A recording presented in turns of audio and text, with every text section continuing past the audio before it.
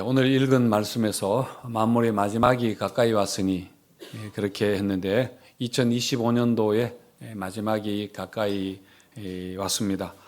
여러분은 올 한 해 동안에 계획하고 또 원했던 일들이 잘 이루어졌습니까? 저는 참 감사한 게 제가 원래 원하고 계획했던 대로 별로 이루어지지 않아서 참 감사합니다. 잘하고 싶다는 욕심은 많았는데 어디까지나 욕심은 욕심이니까 제 욕심대로 되지 않았지만은 분명히 하나님께서 일하시고 인도해 주셨다고 생각하고 감사하다는 말입니다. 제가 지난 금요 기도회 시간에 한번 말씀을 드린 것 같은데 저에게 욕심이 있다면은 뭐냐면은 저는 목사다 보니까 자꾸 사람들을 가르치려 하고 은근히 사람들을 변화시키려고 하고 또 교회를 바꾸려고 하는 그런 마음이 있습니다. 그런데 제가 요즘 들어서 이제 한 가지 깨닫는 것은 사람을 바꾸려고 하는 것이 아니라 있는 그대로 받아들여야 된다. 있는 그대로 받아들여야 한다는 것입니다.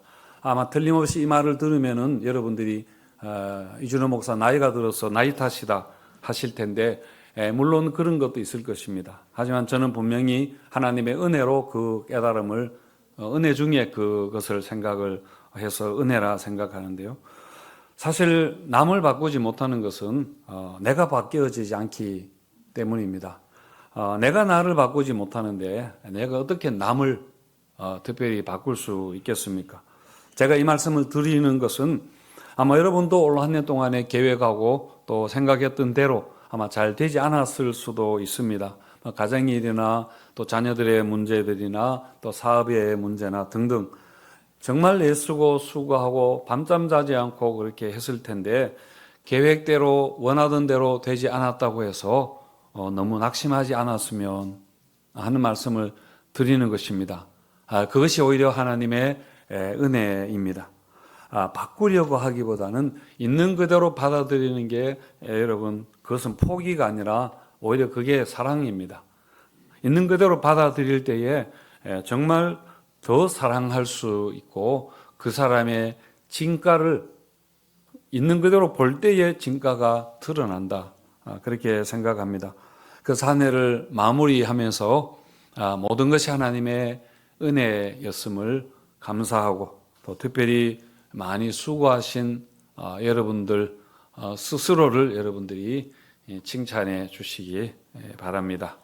자, 베드로전서 4장 7절에서 만물의 마지막이 가까이 왔으니 그렇게 했는데 그 마지막 때를 어떻게 살아야 하는가 하는 것에 대해서 몇 가지 삶의 자세를 말씀을 하고 있습니다. 당시의 성도들은 주님께서 곧 재림하신다고 그렇게 강렬한 열망을 가지고 있었고 그리고 그렇게 되면 만물의 마지막이라고 그렇게 생각했던 모양인데 하지만 지난 2000년 동안 기다리던 예수님이 오지 않았습니다. 그래서 그들이 잘못 생각했기 때문에 오늘 이 말씀은 우리에게 적용되지 않는다. 우리에게 적용되지 않는다라고 할 수 없는 것입니다. 여러분 세상의 종말과는 별도로 우리는 모두 개인적인 종말의 시간을 보내고 종말의 삶을 살고 있습니다. 이것은 꼭 죽음뿐만 아니라 우리가 하는 모든 일에는 원래도 시작이 있었고 이제 마침이 있는 것처럼 항상 시간 제한, 타임 리밋이 그렇게 있으니까요. 그래서 만물의 마지막이 가까이 왔으니 하는 것은 바로 오늘 우리를 위한 그런 말씀입니다. 오늘 말씀에서 만물의 마지막이 가까이 왔다 하면서 먼저 말씀하는 게 너희는 정신을 차리고 근신하여 기도하라 이렇게 했습니다. 정신을 차리고 근신하여 기도하라 해서 핵심 단어는 기도하라입니다. 그러니까 정신을 차리라 근신하라는 것은 기도를 위한 준비 상태를 이야기하는 것입니다. 그래서 기도하라 마지막이 가까이 오면 기도하라 했는데 내일부터 특별 새벽 기도회에 여러분들이 다 나오실 거라 생각하고 이 부분은 잘 하시는데 굳이 언급할 필요가 없어서 넘어가도록 그렇게 하겠습니다. 자, 그 다음에 나오는 말씀이 만물의 마지막이 가까이 왔으니 서로 사랑하라 했는데 뜨겁게 사랑하라 했습니다. 우리 8절 말씀 함께 읽어보겠습니다. 시작. 뜨겁게 서로 사랑할지니 사랑은 허다한 죄를 덮느니라. 무엇보다도 above all 모든 것보다도 더 했으니까 사랑이 가장 여기서 강조된다고. 만물의 마지막이 가까이 올 때에 가장 중요한 게 사랑이라는 걸 말씀합니다. 말세에 나타나는 현상 중에 하나가 사랑이 식어지는 거라 했습니다. 예수님이 그렇게 말씀하셨는데 마태복음 24장 12절에서 불법이 성함으로 말세에 많은 사람의 사랑이 식어지리라. 이게 말세의 징조다 했습니다. 불법이라는 것은 하나님의 창조 질서와 정하신 그 진리를 거부하는 현상을 말하는 겁니다. 그래서 참 사랑이 없어지고 여러 가지 사랑에 대한 많은 혼란들이 있게 되면서 이 사회가 어지럽게 될 거라는 그런 말씀이죠. 어떤 나이 드신 분이 가슴이 두근두근 그래 해서 나에게도 사랑이 찾아왔는가 보다 그렇게 생각했는데 좋아했는데 알고 보니까 부정맥이었다 라고 하는 말이 있는 것처럼 지금 이 사회는 병든 현상을 아름다움으로 사랑으로 그렇게 착각하고 있다는 거죠. 참 사랑이 식어지고 자극적인 도파민과 자기애애, 지독한 자기애애라는 그 부정맥에 걸려 있습니다. 디모데후서 3장 2절에서 너는 이것을 알라. 말세에 고통하는 때가 이르러 사람들이 자기를 사랑하며 그렇게 했습니다. 여러분, 이렇게 참 사랑이 식어버린 사회에 나타나는 특징이 여러분 뭔지 아십니까? 그것은 바로 남의 허물을 덮어주지 않는 것입니다. 사랑이 식으면은 차가운 정의와 날카로운 비판 같은 것들이 남게 되는 겁니다. 다른 사람들의 잘못과 실수를 용납하지 아니하고 오히려 허물을 들추어내고 비난하고 정죄하고 그렇게 합니다. 요즘 우리가 보는 혐오와 차별과 같은 것들, SNS상의 무차별적인 그런 폭로들이 바로 사랑이 식어버린 이 사회의 슬픈 자화상이라는 겁니다.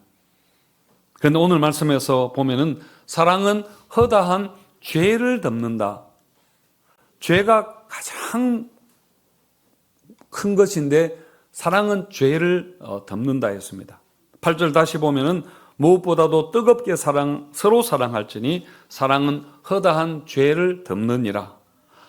여러분, 우리를 덮는 것이 옷입니다. 옷이 중요한 것은 우리 몸을 가려주기 때문입니다. 그래서 사람들 항상 옷을 입고 다니죠. 밖에 나갈 때 집안에서 언제든지 옷을 입고 그렇게 삽니다.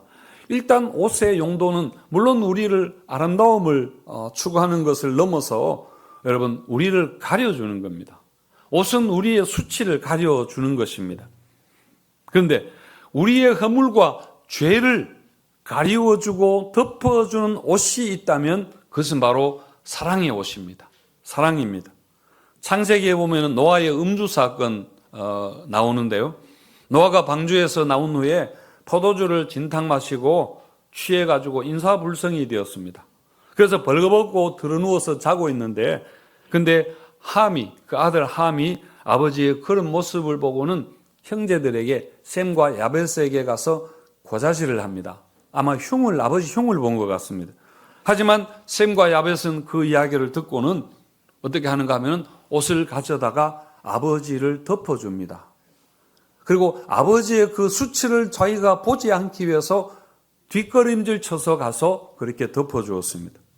술이 깬 노아가 그 사실을 알고는 함을 저주를 하는데 자기가 술 먹고 아들을 저주했는데 너는 형제들의 종이 될지라 그렇게 했습니다.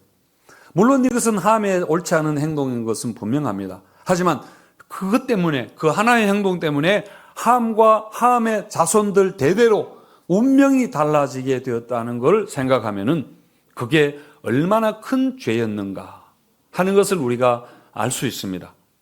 여러분, 셈과 야벳은 아버지의 수치를 덮어 주었고 함은 아버지의 수치를 드러낸 것입니다. 폭로한 셈이죠. 이것이 왜 그렇게 큰 죄인가 하면은 이것은 죄를 덮어주시는 하나님과 하나님의 성품과 하나님의 뜻과 반대되기 때문입니다.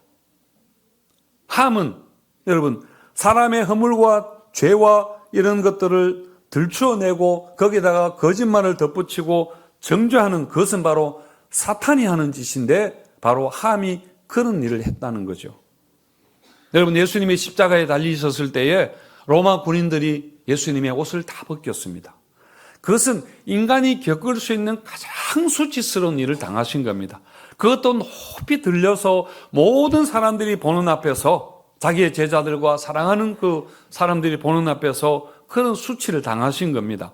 그래서 여러분, 십자가는 안 그래도 최악의 그런 수치의 상징인데 예수님이 바로 그 수치스러운 십자가에 달리신 것은 바로 우리의 수치를 가려주기 위해서입니다. 우리의 죄를 덮어주기 위해서 예수님이 그런 수치를 당하신 것입니다. 그래서 여러분, 십자가는 사랑이고 참 사랑은 뭐냐면은 죄를 덮어주는 겁니다. 죄를 덮어주는 거, 허물을 덮어주는 겁니다. 우리가 서로 사랑할 때에 이런 십자가의 능력이 우리 안에서, 우리 가정에서, 우리 공동체 안에서 여러분 있게 되는 겁니다. 그래서 우리가 살아가는 것에 가장 소중한 것, 사람이 살아가는데 없어서 안 되는 것, 그것은 여러분 사랑입니다. 내 생의 마지막 한 달이라는 책, 그 책이 한때 인기가 있었는데 물론 그 책의 내용도 읽어볼 만하지만은 제목 자체가 주는 메시지가 사람들에게 굉장히 그렇게 관심을 끌었습니다. 그러니까 우리 인생이 한 달밖에 남지 않았다고 생각할 때에, 아니면 뭐 한 달이 너무 작으면은 1년밖에 남지 않았다고 가정할 때에 우리 삶이 어떻게 달라질 수 있는가, 어떻게 달라져야 하는가에 대해서 생각해 보게 하는 그런 책입니다.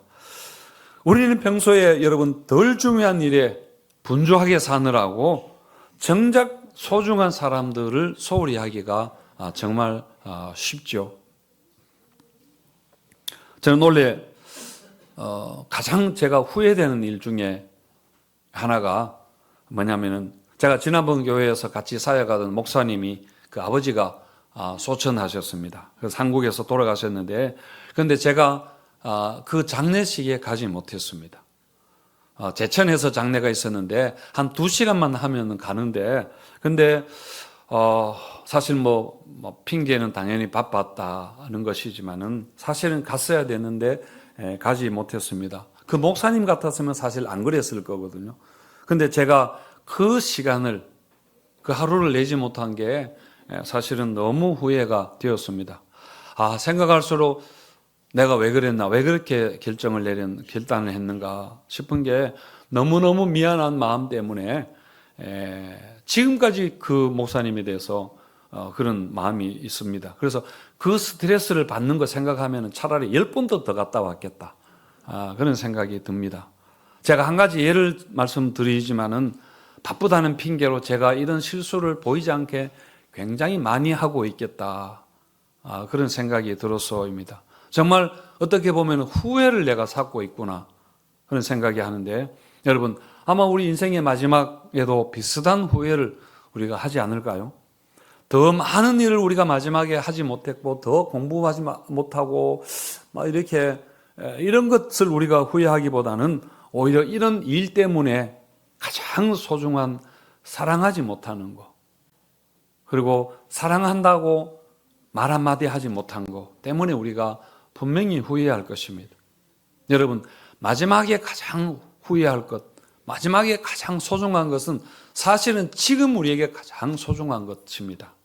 하지만 우리는 자꾸 우선순위를 이렇게 혼동하고 기회가 얼마든지 있을 거라고 뒤로 물리고 하는 것인데, 여러분 덜 중요한 것들 분주함 때문에 정말 소중한 것을 우리가 놓치기 쉽다는 말씀이죠. 신경숙 작가가 쓴 엄마를 부탁해라는 소설 있습니다. 오프라 윈프리가 이 책을 읽고 울었다는 그 책인데요. 시골에서 평생 남편과 자식들 뒷바라지만 하며 살아온 엄마가 아버지와 함께 이제 서울에 자식들 집에 방문하기 위해서 서울역에 내렸습니다. 그렇게 복잡한 서울역 인파 속에서 아버지는 늘 그랬듯이 아내를 돌아보지 않고 그냥 자기 걸음으로 그냥 자기만 앞에 가버린 겁니다. 그러다가 한참 가다가 아내가 보이지 않는다는 것을 그렇게 뒤에야 알게 됩니다. 그렇게 엄마는 서울역 한복판에서 실종되고 말았습니다.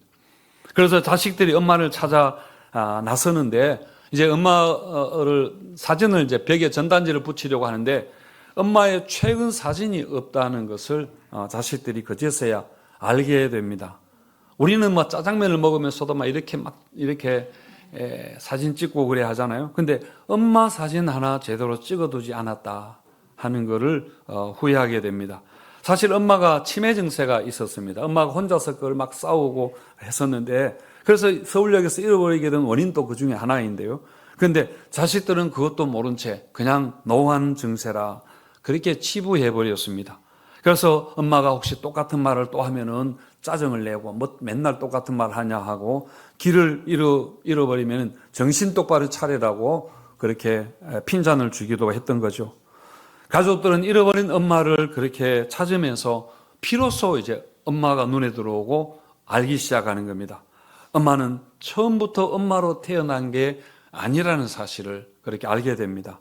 엄마에게도 어린 시절, 소녀 시절이 있었고, 엄마에게도 가슴 설레는 인생에 이루고 싶은 그런 꿈이 있었고, 엄마도 누군가의 보살핌과 따뜻한 말이 필요한 그런 너무나 연약한 여자였다는 사실을 별로 생각해 보지 않았고, 엄마의 마음에 대해서 크게 궁금해하지 않았던 거죠. 엄마는 자식들의 뒷바라지를 위해서 자기의 모든 것을 포기하고 자기의 이름과 자기의 꿈을 지워가면서 그렇게 살아온 것입니다. 엄마가 몸에 병이 나고 그렇게 또 엄마도 너무 외롭고 했지만은 자식들은 엄마가 나이 들면은 뭐 원래 그런 거다, 나이가 들어서 그런 거다라고 그렇게만 생각을 한 것이죠. 실종되어 버린 엄마를 찾으면서 그야말로 엄마라는 존재에 대해서 다시 찾아가는 그런 내용의 소설입니다. 여러분, 베드로 사도가 만물의 마지막이 가까이 왔으니 정신을 차리라 하면서 했던 말이 무엇보다도, 모든 것보다도 서로 사랑하라, 서로 사랑하라. 그렇게 말한 것은 우리가 사랑한다 말하고 우리가 미안하다 말하고 우리가 용서를 구할 수 있는 기회가 항상 있는 게 아니라는 이야기입니다. 그리고 여러분, 무엇보다도 만물의 마지막에 가까이 올수록 가장 중요한 것을 알라고 한 것처럼 이것이 하나님이 가장 기뻐하는 거, 이게 서로 사랑하며 사는 것입니다. 11절 후반절에 보면은 이는 범사의 예수 그리스도로 말미암아 하나님이 영광을 받으시게 하려 함이라. 그에게 영광과 권능이 세세에 무궁하도록 있느니라. 아멘. 그렇게 했습니다. 여러분, 이처럼 무엇보다 뜨겁게 사랑하라 그렇게 했는데요. 하지만 우리가 뜨겁게 사랑하기 위해서 실제적으로 무엇을 어떻게 해야 되는가 하는 것인데, 우리 9절에서 11절까지 말씀 같이 읽겠습니다. 시작. 서로 대접하기를 원망 없이 하고 선한 청지기 같이 서로 봉사하라. 만일 누가 말하려면 하나님의 말씀을 하는 것 같이 하고, 누가 봉사하려면 하나님이 공급하시는 힘으로 하는 것 같이 하라. 이는 범사의 예수 그리스도로 말미암아 하나님이 영광을 받으시게 하려 함이니 그에게 영광과 권능이 세세에 무궁하도록 있느니라. 아멘. 아멘. 예, 말씀이 서로 대접하라, 서로 대접하라 했습니다. 그리고 서로 봉사하라 그렇게 했습니다. 나 혼자만 한다면은 여러분 원망하고 불평하기 쉽습니다. 그래서 그렇게 여러분 하는 것이, 우리가 서로 봉사하고 서로 대접하고 서로 섬기는 것이 우리 공동체의 문화가 되어야 합니다. 그렇게 하는 것이 우리 공동체의 분위기가 되게 해야 합니다. 그리고 또 하는 말씀이 하나님이 주시는 힘으로 하라 그렇게 했습니다. 내 힘으로, 내 의와 내 선함으로 그렇게 하게 되면은 우리는 지치게 됩니다. 그러면은 원망과 불평이 생기게 되는 것입니다. 그저께 금요 드림 집회 시간에 지정훈 목사님의 설교하면서 이제 지금 목사님이 수영을 배우는데 물에 자꾸 깔아넣는다고 그렇게 이야기를 하니까, 그 뒤에 앉아 계시던, 제 앞에 앉아 계시던 어떤 분이 이야기하는데 힘을 빼 이렇게 하는 이야기를 제가 들었습니다. 아마 라이프 스포츠 지정훈 목사님의 그 선배인 것 같은데, 근데 그 선배의 말씀이 맞습니다. 여러분, 힘을 빼면 여러분 그 물의 부력에서 뜨게 되죠. 근데 자꾸 이제 자기가 힘을 하려고 하니까 깔아앉게 되는 겁니다. 여러분, 힘을 빼는 거는 모든 운동에서 중요한 원리 아닙니까? 근데 우리가 봉사하고 섬길 때도 마찬가지입니다. 내가 힘이 들어가는 만큼 여러분 힘이 들게 되어 있습니다. 그러니까 그렇게 내가 힘을 쓰니까 지치게 되고, 지치니까 불평하고 마르다처럼 원망하고 그렇게 되는 겁니다. 지난주 우리 전임 교육자 회의 시간에 봉사하다가 지치는 성도들을 어떻게 재충전하도록 도와줘야 되는가에 대해서 우리 교육자들이 이런저런 이야기들을 그렇게 나누었는데요. 근데 지난 금요일에 힘을 빼라고 하는 그 소리를 듣고, 아, 그게 정답이다. 재충전이 아니라 힘을 빼야 되겠구나. 그 생각을 했습니다. 그래서 힘을 내세요, 힘을 내세요. 그 찬양보다 우리가 힘을 빼세요, 힘을 빼세요, 힘을 빼세요. 그 찬양을 우리가 많이 불러야 되겠다. 그렇게 생각했습니다. 여러분, 말씀에서 각각 은사를 받은 대로 봉사하라. 그렇게 했습니다. 없는 것 가지고 봉사하라 한 것이 아니라 은사를 주셨는 것을 가지고 봉사하라. 그리고 하나님의 여러 은혜를 맡았다. 그걸 가지고 봉사하라. 그렇게 했습니다. 그러니까 하나님께서는 우리가 충분히 사랑하고 뜨겁게 사랑하고 그리고 섬기고 할 수 있도록 이미 하나님은 우리에게 은혜와 은사를 많이 주셨습니다. 그걸 하나님 위해서 사용하라는 것이죠. 그리고 결코 지치지 않도록 하나님은 항상 우리에게 또 힘을 공급해 주십니다. 그 힘으로 주시는 은혜로 섬기라 하는 것이죠. 그래서 여러분, 우리 섬김의 이야기, 우리 봉사의 이야기에는 내가 주어가 아니라 하나님이 주어가 되게 하셔야 되고, 우리의 그 모든 문장은 다 내가 하나님이 주어가 되시는 수동태 형태로 그 이야기가 기록되어야 할 것입니다. 이 말씀을 잘 실천했던, 제가 여러 가지로 설명하기보다는 잘 실천했던 사람의 한 이야기를 제가 소개하겠습니다. 방송에도 가끔 나왔었고 다큐 영화로도 있다고 하는데요. 그리고 하는데 뭐 책도 있고요. 소록도에서 오랫동안 봉사했던 마리안느와 마가렛 두 간호사 이야기입니다. 마리안느와 마가렛은 모두 오스트리아 출신의 그 간호사이고 같은 간호학교 동창생입니다. 그 학교를 졸업한 후에 한국의 소식을 듣게 됩니다. 한국이 지금 전쟁 후에 폐허가 되었다고. 그런데 특히 한센병 환자 마을에 지금 간호사가 너무 부족하다는 이야기를 듣습니다. 그래서 이 두 사람은 그 소식을 듣고는 이제 소록도를 1962년에 찾아옵니다. 20대에 와서 70대 할머니가 될 때까지 소록도에서 환자들을 돌보다가 2005년에 오스트리아로 이제 돌아갔습니다. 여러분, 한센병 환자는 옛날에 우리가 문둥병 환자라 그렇게 했는데 사실 가족들도 대하기를 꺼리는 분들 아닙니까? 하지만 이 두 사람은 그 환자들을 살을 만지고 그렇게 고름을 짜고 빨을 빨고 그들과 함께 밥을 먹고 그들과 함께 그렇게 생활하면서 돌보아 주었습니다. 그러다가 이제 나이가 들어서 70이 넘어서 나이가 들고 하니까 본인도 몸이 지치고 하니까 환자들 돌볼 수 없으니까 이제 더 이상 그 마을에 짐이 되기 싫어서 편지 한 장만 남기고 몰래 오스트리아로 갔는데 나중에서야 이 사람들이 귀국해 버렸다는 걸 알게 되었습니다. 그러니까 자신들의 이름이 소록도에 남는 걸 원하지 여러분 않았기 때문입니다. 뭐 환송식을 이렇게 해주고 사람들의 칭찬과 영광을 받고 하는 게 사실은 불필요하다고 그렇게 생각을 바로 한 것이죠. 그리고 돌아가서는 오스트리아 정부가 주는 최저 수준의 연금으로 살고 있고 또 두 분 다가 이제 뭐 암과 치매가 걸렸다는 이야기를 듣고는 우리나라 정부와 이런 단체들에서 도와주려고 했는데 모든 금전적 지원을 다 거부했습니다. 그리고 또 안 되니까 우리나라에서는 또 노벨 평화상 후보로 그렇게 하려고 하니까 그것도 안 했으면 좋겠다. 그렇게 했던 정말 자기 이름을 드러내지 않았던, 그래서 우리가 사실은 지금 잘 모르고 있는 사람이죠.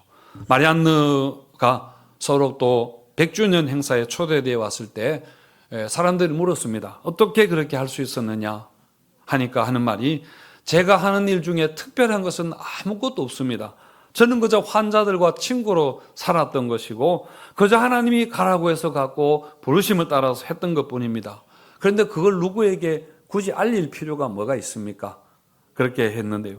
그야말로 우리가 한 것이 아니라 하나님이 하신 것입니다. 하나님의 힘으로 했습니다. 라고 했는데 정말 이 두 사람에게 가장 섬김의 특징이 있다면 매일 새벽 5시 종소리와 함께 일어나서 성당에 가서 기도하면서 하루를 시작했다는 것이 소록도 주민들과 관계자들의 증언입니다. 성도 여러분, 우리도 이렇게 섬길 수 있으면 좋겠습니다. 우리에게는 분명히 여러분 사람들의 인정과 칭찬과 사랑이 필요합니다. 여러분 그게 참 우리에게 큰 힘이 되는 것이죠. 하지만 그게 전부가 아니어야 한다. 그게 우리의 목적이 아니어야 한다는 겁니다. 그래서 혹 사람들에게 인정을 받지 못하더라도 오해를 받다 하더라도 그러나 너무 우리가 서운해하지 않아야 한다는 걸 말씀드리는 겁니다. 왜냐하면 여러분 주님이 아시기 때문입니다. 주님이 기억하시기 때문입니다. 여러분 우리가 한 일은 우리는 잊어버릴지라도 주님은 결코 잊지 않으시고 틀림없이 거기에 대해서 상을 주신다고 말씀하셨습니다. 작은 자에게 냉수 한 그릇 주는 자라도 결단코 상을 잃지 않으리라 예수님께서 약속하셨거든요. 사랑하는 성도 여러분, 우리가 살다가 간 자리에 무엇이 여러분 남으면 좋을까요? 우리가 보낸 시간에 무엇이 남으면 좋을까요? 여러분 돈이 많이 남으면 좋겠습니까? 여러분 자식이 남았으면 좋을까요? 물론 그렇게 되어야 하지만은 사실 자식도 어떻게 될지 또 봐야 되는 일입니다. 여러분 우리가 그동안에 살려고 얼마나 발버둥치고 밤잠도 제대로 자지 않고 그렇게 열심히 살았는데 우리가 아무것도 남기지 않는다면은 여러분 그거 그렇게 하면 안 되는 것이죠. 정말 우리가 가장 좋은 것, 여러분 시시한 것이 아니라 정말 좋은 것을 우리가 남겨야 되지 않을까요? 여러분 그게 무엇인가? 그게 바로 여러분 예수 그리스도입니다. 우리가 예수 그리스도를 남기면은 그게 바로 나를 온전히 남기는 것이 됩니다. 우리가 잘 아는 양과 염소 비유에서 오른편에 섰던 양들이 바로 그런 자들이죠. 임금이 오른편에 선 자들에게 양들에게 너는 이렇게 잘했고 저렇게 잘했고 그렇게 칭찬하니까 양들이 뭐라고 합니까? 기억 못 하겠는데요. 우리가 언제 그 일을 했습니까? 하면서 전혀 자신들의 했던 일을 기억하지 못했습니다. 왜 그런가 하면은 양들은 주님만 바라보고 했기 때문에, 주님을 위해서 일했기 때문에, 나를 생각하지 않았기 때문에 내 마음에 남아있지 않는 것입니다. 반면에 염소들은 자기를 남기려고 그렇게 했습니다. 그래서 자기들이 했던 일은 정말 물 한 그릇 준 것까지 다 그렇게 기억하고 있었지만 문제는 뭐냐면 예수님이 하나도 그걸 기억하지 못한다는 겁니다. 왜냐하면 예수님을 위해서 한 것이 아니기 때문에, 자기 자신들을 위해서 일했기 때문에 여러분 그런 것이죠. 사랑하는 성도 여러분, 한 해 동안 여러분 정말 수고 많이 하셨습니다. 주님께서 다 기억하시고 주님께서 영광 받으시리라 그렇게 생각합니다. 우리가 열심히 일하고 수고하지만은 가장 우리가 우선적으로 항상 해야 될 것, 그것은 우리가 사랑하는 겁니다. 우리 서로 뜨겁게 여러분 사랑하는 것입니다. 이렇게 하나님이 주시는 은혜와 사랑으로, 은혜와 힘으로 서로 사랑하고 여러분 섬기는, 그래서 우리의 섬김을 통해서 예수 그리스도가 남게 되고 예수님이 빛나는 그런 인생 되시기를 주님의 이름으로 축원드립니다.